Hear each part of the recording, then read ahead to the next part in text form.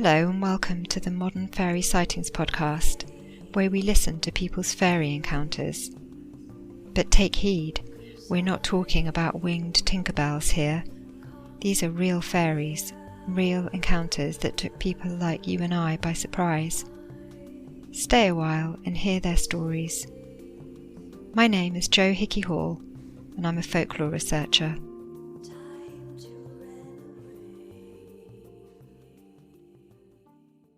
This podcast is of course free, but to ensure it continues, it does require your support. If you can support the show and its continued research, there are a number of tiers to choose from at patreon.com/the Modern Fairy Sightings Podcast. We have a Discord private discussion group and a monthly live chat, plus regular personal updates behind the scenes. With your support, I hope to dedicate more time to this research and producing fortnightly episodes. Alternatively, you can really help support by subscribing, rating and sharing your favourite episodes with your friends. Thanks. Hello dear listener, how are you? I hope you're well. We are still in very strange and complex times, and I know many of you will be finding things hard at the moment. I think we all are. It feels helpful to remember the important things in life right now and just keep it simple. Keeping loved ones close, and if you can't be physically near them, then just keeping in touch and feeling the love that exists between you. And staying close to nature, just finding very small ways to do that.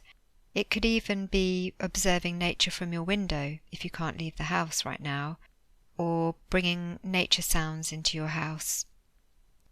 If you can get out and about, then simply walking around your local area and deciding to take a different route, just to get a fresh perspective, and you may find a nice spot somewhere that you've never noticed before.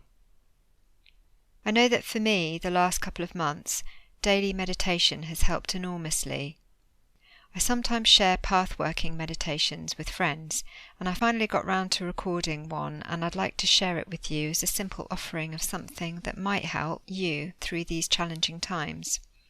It's a 10-minute led meditation to music, and the aim is to place you back at the steering wheel of your life and hopefully help you reconnect to the deepest part of who you really are. You can find it on patreon.com/the Modern Fairy Sightings Podcast, and it's there free to anybody that wants to find it and use it. If you go there and look for meditation pathworking, you should find it. It's called Recentering Meditation. I hope that helps. A huge hug of thanks through the ether to my dear curious crew at Patreon who continue to support this project. Your loyal backing increasingly allows me to spend more time creating these episodes. I couldn't do this without you. A warm welcome to Rita, who recently joined us at the Weird Folk tier. It's always good to be in weird company. We have a Discord chat coming up tomorrow evening, 6th of September, for all patrons, and I look forward to joining with you all then. As I said, it really helps to be in touch with like-minded others at the moment, and in line with that, this episode offers a very gentle conversation with an Australian woman who encountered an orb during a really beautiful and intimate event whilst in nature. This experience drew her ever closer to nature and into environmentalism. We discuss her relationship with the Fae and how that connection was originally initiated through visiting her grandmother's magical garden. I hope you enjoy it, and I'll be back at the end for a few words.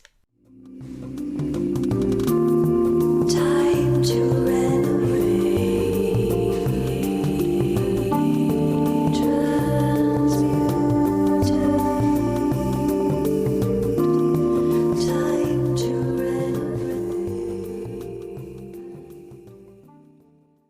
So lots actually really lovely sort of paralleling situations.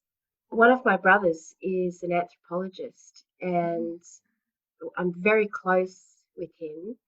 We have a quarter Irish or a half Irish grandma. We were brought up being told about the fairies in the garden. She had a huge garden, and it was very obvious that it was a magical sort of garden. Big, huge mango tree and the ferns and huge rosemary bush and herbs and a big macadamia nut tree. And she was a classic crotchety Irish lady. And I didn't have a super close relationship with her. Actually, my little brother he used to go and stay with her.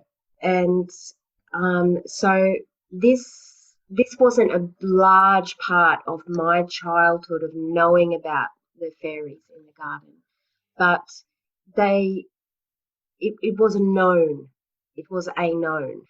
And the sort of spiritual connection to the pagan way of being has always sort of been very, very strong in me. And I helped my brother with his PhD. One of his chapters is on the Fae. And so he did it was very qualitative PhD, and he did all of his field work at these Celtic festivals and Manx Society, etc., interviewing people about the stories of Fae sightings. So, amazing. So incredible, Jo. And so we would have literally thousands of hours of talking about this, and down to the details of how there was this phenomena that he was encountering that people didn't want to talk about their traditions and their Fae sightings, etc. But he went into it more in the sense that he felt that the people he was interviewing, they would deny it, and then there would be some sort of testing time. Right. Then after of him. he was, yes. Yeah. And then after a certain period, when it was deemed, I suppose, in some sense, then all of a sudden they'd switch and they would tell him their anecdote or the story, their family story or their family history. So I just thought it was so interesting when I read some of your material on your website that you had mentioned the particular aspect of the reticence of talking about Fae sightings, and that I had actually known that my brother experienced that in his gathering of his information for his PhD. Yeah. And the Fae was one chapter in his thesis. So that's one aspect, and I think that how our relationship with the Fae and that world, and that's one of the reasons why he did the PhD. Like, I'm in there, our grandma's in there, like, so capturing that, all of that rich tradition that we as Australians, don't ostensibly have, but it was just pouring through us. I can remember growing up, we were a family with a lot of siblings. We used to pile into the car and go for long trips, and we'd get out at some bush, and Dad would make us a billy tea, and then we'd get back in the car and sing songs and come home, sort of thing. We weren't Brady Bunch, but we were very, bird watching and just very close to nature. Yeah. And we had my grandma with us until the late 1990s. So she was 91 when she passed. So this connection to the Fae has been just an inner one for me, like an organic one. Yeah. And it's been a real theme. So that's kind of like the background. Did you ever ask your grandmother in particular about fairies? No, I didn't. I was growing up as a kid. I just wasn't I was into ballet and study and my own poetry, and when I was just kind of off in my bed. My brother spent a lot of time. My little brother spent a lot of time over at my grandma's house. He wasn't sporty like my other brothers. He would paint, and him and my grandma had just a particular close connection, and she would talk to him about it. Oh, so she did talk about this. Lovely. Oh yes, yes. But she was a very gruff kind of a person. No nonsense. Terribly, a classic, but that classic Irish, down to earth, salt of the earth lady. Yeah, that's great. She had, there was all, you can't do this and you mustn't do this. You couldn't bring the wattle flowers into the house, and you couldn't bring a peacock feather into the house. And, there were all these superstitions. The traditions and superstitions. Yeah. Yeah, they were really, really strong. So then, I had a fairly. I was really quite mainstream and conservative. As a child, I was into my ballet and my acting and study, and I went to university and I did degrees, and then I totally turned the other way. I turned. I went off grid, and I had my children off grid, out of the mainstream ways of doing things. And that's when I actually had my encounter. So shall I tell you about that now? I would love to hear that. Yeah. It was just the most beautiful moment. I can go back there. It was quite long ago. I was breastfeeding my daughter, who is now 28. Oh wow! So it would have been 27 years ago. I had had a home birth with her, planned home birth, just living completely organic food. I was a yoga teacher. I was just living like I was so pure and clean and just so grounded, and was also in that beautiful time of just focusing on being with my baby. We lived on acreage, and we'd come together to have a picnic with my sister. She had two babies, and her little family and my little family, and we'd come together and we'd met at this creek, close outside the big cities, but near where we were living in the rural sort of southeast Queensland. And I went and sat by the creek to breastfeed my little one, and I was just in that beautiful space of being really in the now. And the setting was quite gorgeous. It was this gurgling creek and lushly green and trees on either side of the creek, and this orb of like a salmon rose coloured colour, like a rose pink, salmony pink colour. I wish you had the video on. I could show you about how big it was. Sort of, it was quite large. So, holding both my hands out, like maybe a grapefruit. Yes, or a mango. Yeah, a bit larger than a grapefruit, maybe a grapefruit and a half. Yeah, and it was moving furiously, fluttering inside the orb. So it wasn't opaque. It was a little bit translucent with movement within it. Wow. And it was just the most gentle, beautiful energy of it.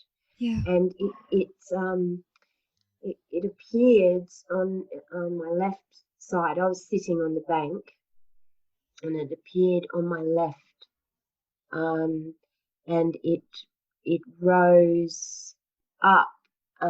It rose up to um, sort of about the height of a ceiling, flat or something, and went across in front of me, just all the way across to the other side, and then just lowered down and just floated away. It was just so. It wasn't a dream. No. It had wanted me to see it. Yeah, you And got that feeling. 100%. My daughter and I have this really beautiful connection. I'm born on the summer solstice, and she is born on the winter solstice. That's lovely. And she came sort of a bit premature to be born on that day too. So we're absolutely together, have a special sort of energy. Yeah. And yeah, there was no. I wasn't invoking this meeting. I think it was because it happened because I was so surrendered to the moment. I was in tune with the environment. I know that environment of northern New South Wales is a very magical place. I mean, it's just a place of fireflies, and it's so magical. It's beautiful, and it's so wild.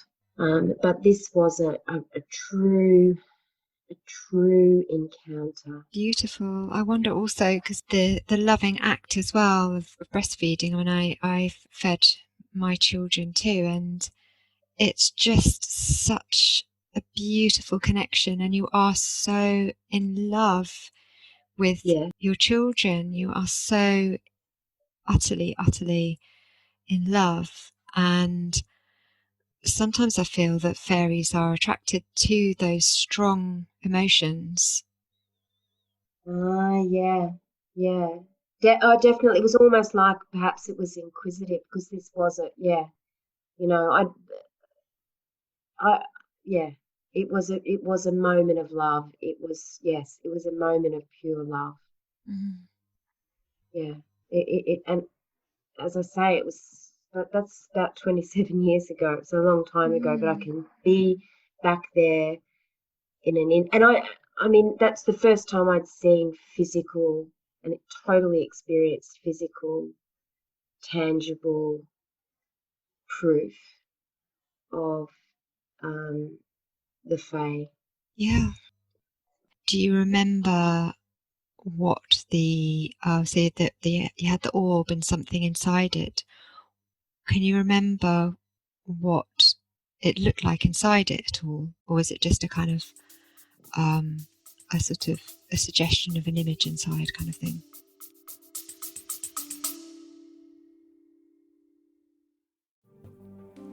Healing has helped me many times in my life when I'd reached a point where something needed to change. In 2005, I trained with Martin Brofman to learn the body mirror system of healing, which was life-changing for me. It's based on the idea that the parts of your body that don't work well reflect the parts of your life that don't work well, and about which you have tension in your consciousness. The understanding is that tension is stress, and stress causes symptoms. In a distance healing or in-person session, I move up the chakras, returning each one to wholeness using a colour map. During the process, I see images and situations, I hear words or receive impressions that tell me something about what caused the tension in that person's life. The feedback at the end of the session is a really big part of the healing. If you're interested in a chakra healing session, you can contact me at scarletofthefae@gmail.com.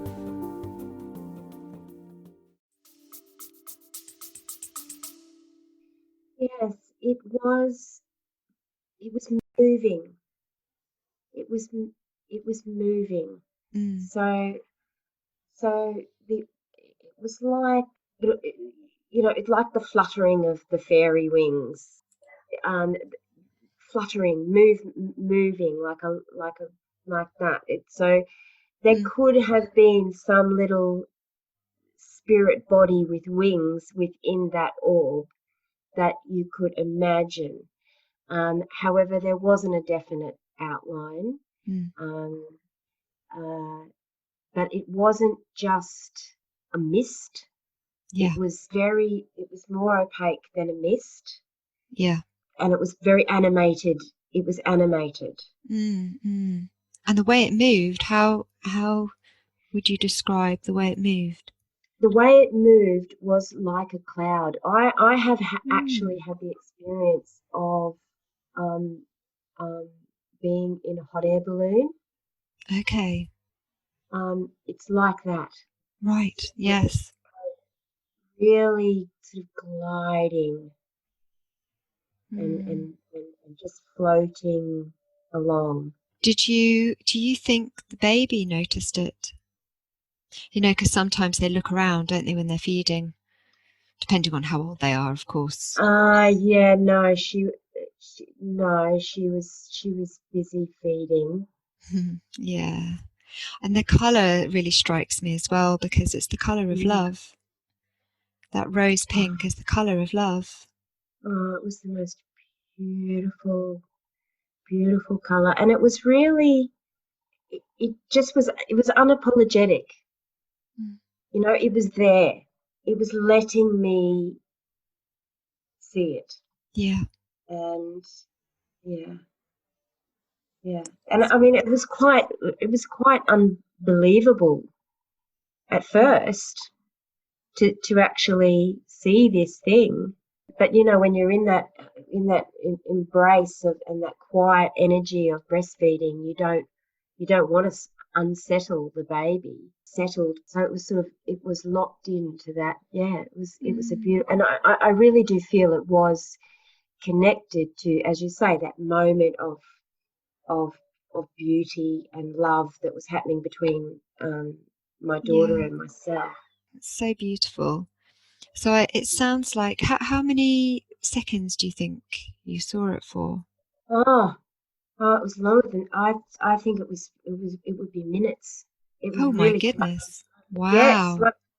this is why I know that I really unequivocally it stayed there for like it just floated slowly up and slowly along, and I was just I was there absorbing it all. Yeah, it wasn't a flash. Did you feel yourself sort of trying to connect with it in any way? No, not in a communication way. I don't. I think I had this incredible realization that I was witnessing something, and I just held the space for that, you know. Yeah. Do you think, if you think back to the time, did anything kind of major sort of happen afterwards in your life or around that time? Not specifically. I think no.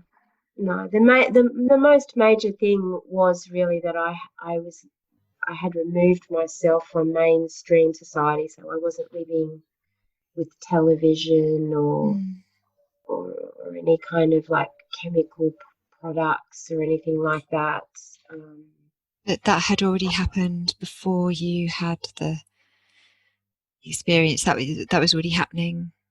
Yes. Before you had, yes. But nothing, no sort of major transitions afterwards in terms of life transformations or anything that opened up for you in any way.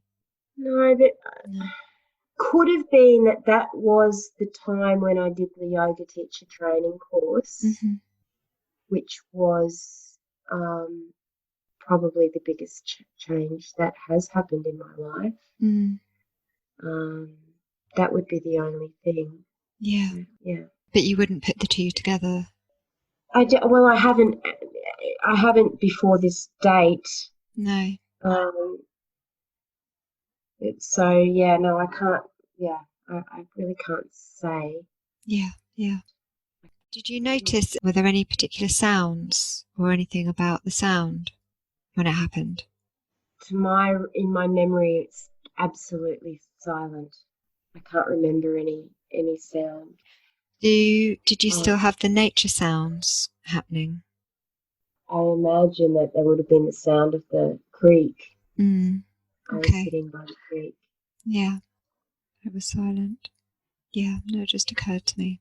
I have been, my brother and I have done rituals. When my grandma died, my brother went to live in her house, Oh, wow. and until he lived there for some years, and then the house was sold. Yeah. And we collected the fae. We made a portal, and we took that portal to his house on the banks of the river, and we opened the portal there. And Beautiful. Yeah. we have some of her plants from that garden. Oh, that's such And a nice thing to do. yeah, and I feel them very, very. They work with me now. Like they work with me in the garden. I have a particular place in the garden, and I have these little ferns that have appeared over the years from nowhere, just in the fairy part of the Yeah. garden, of my garden. And I leave my offerings, and I talk to them, and they just really are tricksters in the house with me sometimes. What sorts of things? They totally take things and hide them, and then just put them right in the middle of the table. Yeah. There you go. Can you have, you know, we've got a really light. I'm quite a serious person, and they lighten me up. I Yeah. live here by myself now. My children have grown up, but I work with them now. I have fairy cards, include them in my moon rituals, and I just consider them part of my household. Yeah, of your life. Yeah, It sounds so wonderful. It sounds like a wonderful lifestyle as well. And to have your garden and very much connected with the nature there. And I just I wonder if your Nan left offerings for them in her own way. well, I don't know. I think more than anything, she was afraid, Yeah. or more so that incredible respect of the power. Yeah. A lot of Irish people are. I mean, my family's Irish too. And my dad used to tell me about getting lost in a fairy ring and not being able to get home and this kind of thing.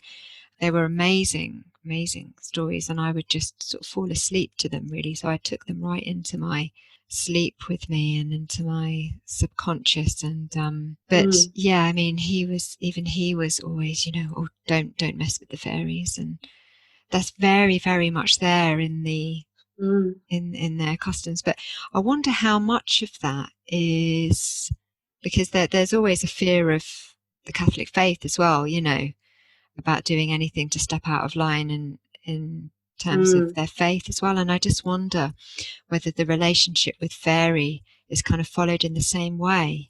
Because of course when they took on Christianity, it came alongside their original pagan faiths as well.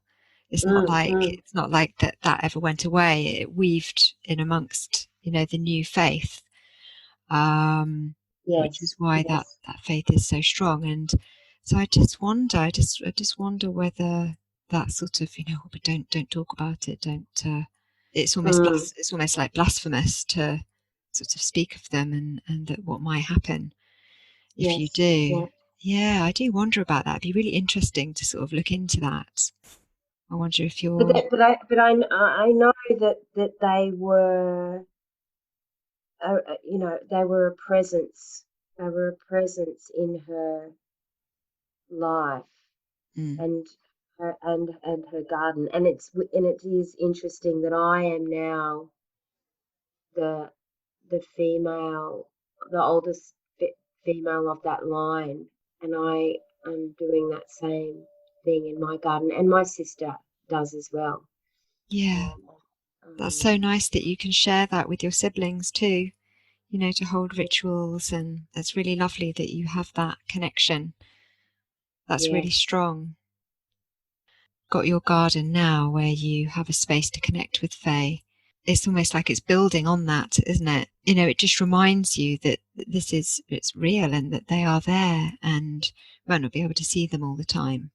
That just happens once in a blue moon, doesn't it? But I don't know, it's because of my connection with the Fae, but I'm such a die-hard environmentalist now. Yeah.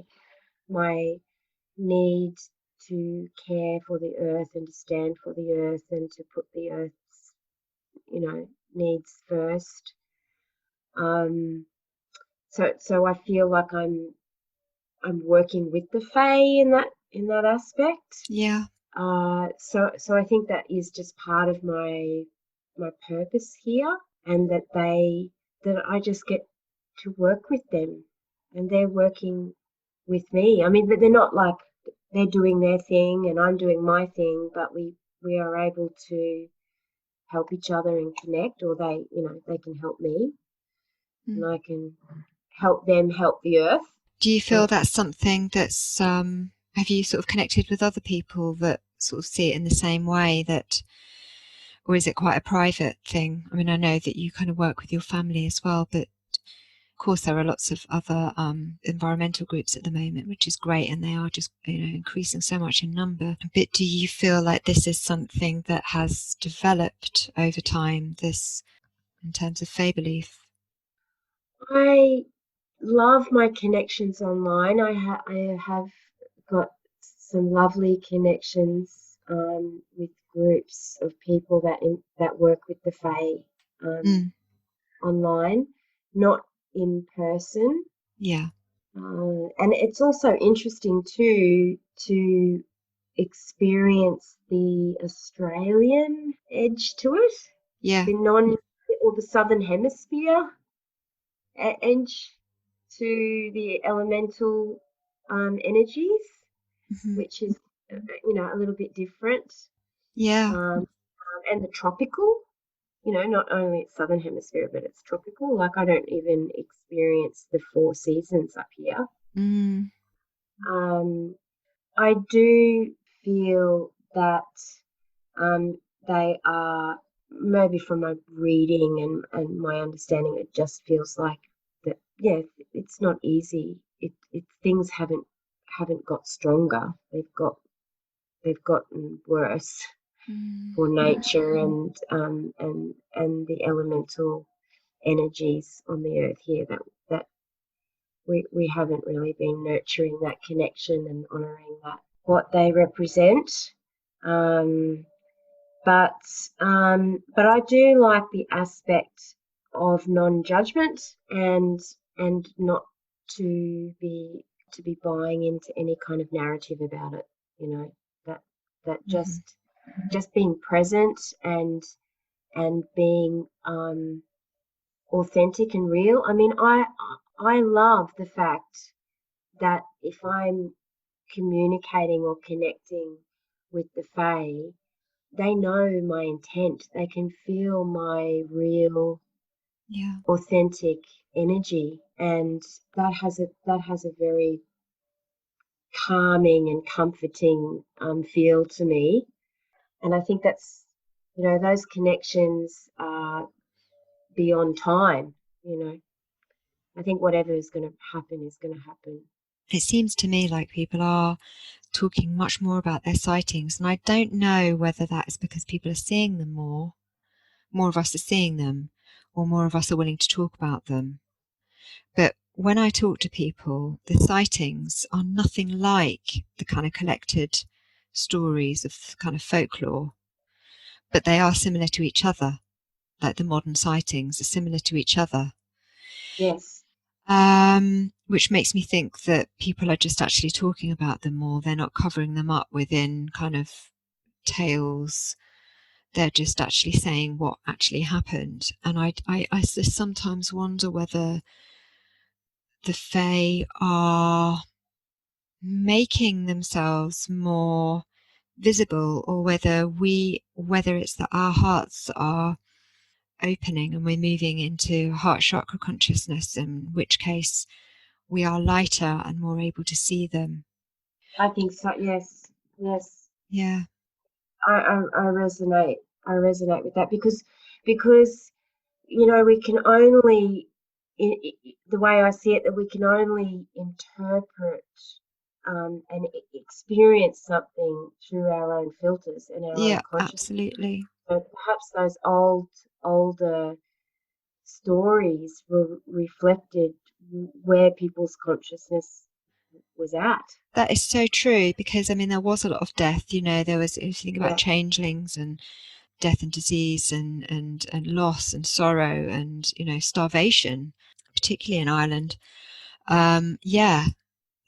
That is very true. Is that they were making sense of nature in that way, and for us now it's almost like a kind of rediscovery as human beings. It's almost like for a generation or so, nature may not necessarily have been at the forefront of people's minds. It was sort of taken for granted, and now we're kind of like, wait, what's going on? This is so wrong, and yes, returning. Yes, absolutely. They're a force here. They're just one of the armies, aren't they? Yeah. in the story. It makes me feel like connecting more just in my local area and just saying, how can I help? I mean, it's almost like I sort of know the answer to that, but I also still feel it's important to ask, to acknowledge that connection. Yes. And see what comes through, because I guess I'm assuming, and sort of talking to you actually reminds me that I think that there is definitely a lot to be said for just as you say, being and just listening more. I mean, I sort of told you before that I made more of a space to do that during the first lockdown, every single day, going outside and meditating in the garden. And I need to be doing that.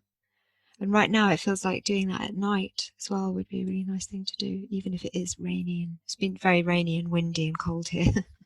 Oh, I can imagine. Yeah, but it feels important to get out there and just do that, rather than just within the kind of comfort of my bedroom. Yeah. Well, thanks so much. It's been really great to talk to you. And it's beautiful to have this. I feel so blessed that I had that experience, and I'm so happy to be a testament to stand as a testament to this, to the absolute beautiful existence of the Fae in our world. Time to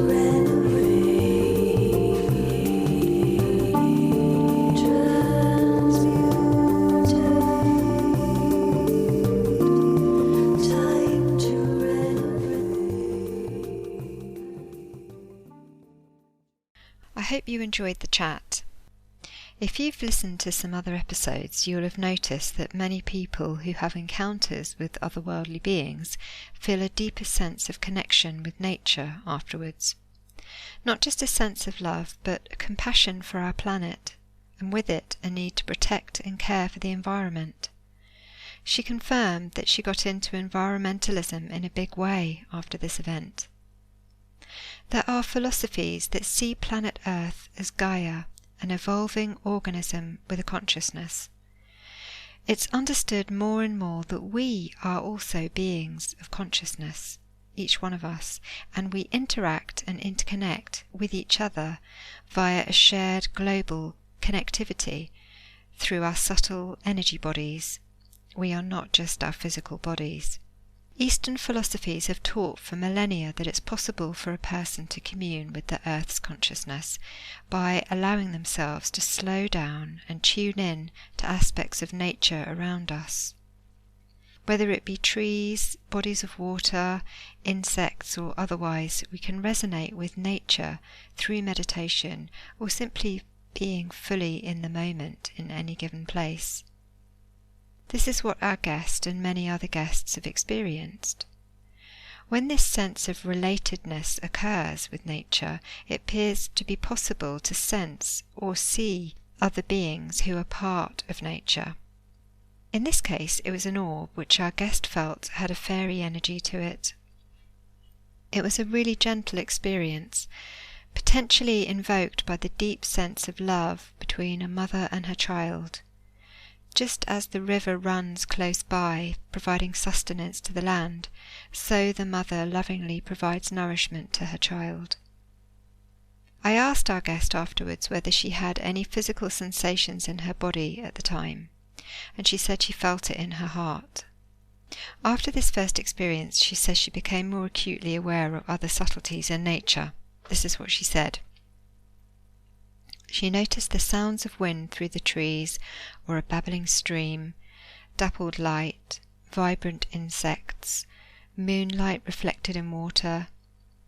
Fey existence was in the fern they left me in the garden, the encounters with dragonflies, spiders, butterflies and moths, bees and ladybugs, and glimpses of small brown shadows dashing through the garden. When you have an extraordinary experience, you can feel quite different afterwards. It sometimes may seem as if you're more switched on to nature, or that colours and sounds appear more vibrant, like you're experiencing the world from a clearer bubble of perception, or a different one at least. In this case, you're more attuned to nature. I've spoken to other people about their orb experiences, and I'd love to hear from you if you've had one too.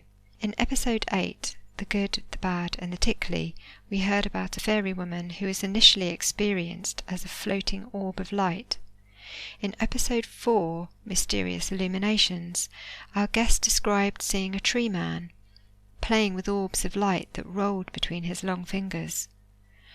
Orbs are often perceived at sacred or historic sites, and if not seen with the naked eye, can sometimes surprise people by turning up in photographs afterwards. I hope you enjoyed this episode. If so, please consider sharing it with one other person whom you think might enjoy it too. It helps to share and discuss these experiences, as most people have had some kind of extraordinary event in their lifetime, something that they couldn't explain. We may not find the answers, but really that's not the focus. What's more useful and meaningful is to hear each other's stories and ponder on the possibilities.